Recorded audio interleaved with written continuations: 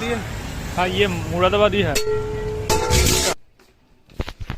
আমরা বাঙাল, তাই আমাদের বাড়িতে সরস্বতী পুজোর দিন ইলিশ মাছ খাওয়ার একটা প্রচলন আছে। খেতে চলে এসছে, মানে এটা দেখাচ্ছে রান্না হচ্ছে এখানে শুধুমাত্র কাঁচা লঙ্কা, কালো জিরে, হলুদ আর কোনো। Hello, good morning. আজকে 23শে জানুয়ারি এবং সরস্বতী পুজো। তো আজকে এই উঠলাম 7:30 বাজে। আজকের ব্লগটা আমি নিজের ভয়েস ওভার দিয়ে দেওয়ার চেষ্টা করছি। আর কি হয় দেখো সারাদিন আজকে। এই খোল ভিজানো জল এটা গাছে দেওয়া হবে, গাছের পুষ্টি, মানে গাছের হেলথ ড্রিঙ্কস। চলো দিচ্ছি এগুলো এবার।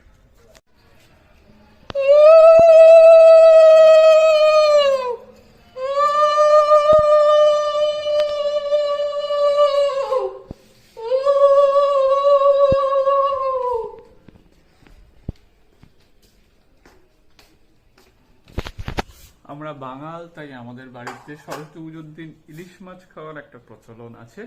তাই সেই রিচুয়ালটা এখন হচ্ছে।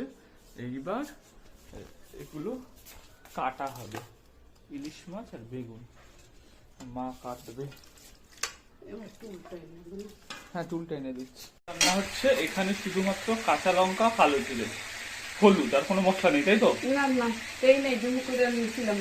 কি মশলা দেওয়া হয় এমনি? না, দেয় না। এটা শুধু কালো জিরা, কাঁচা লঙ্কা আর হলুদ, তাতেই যা মানে টেস্ট হয় মাছের, দারুণ লাগে এটা খেতে।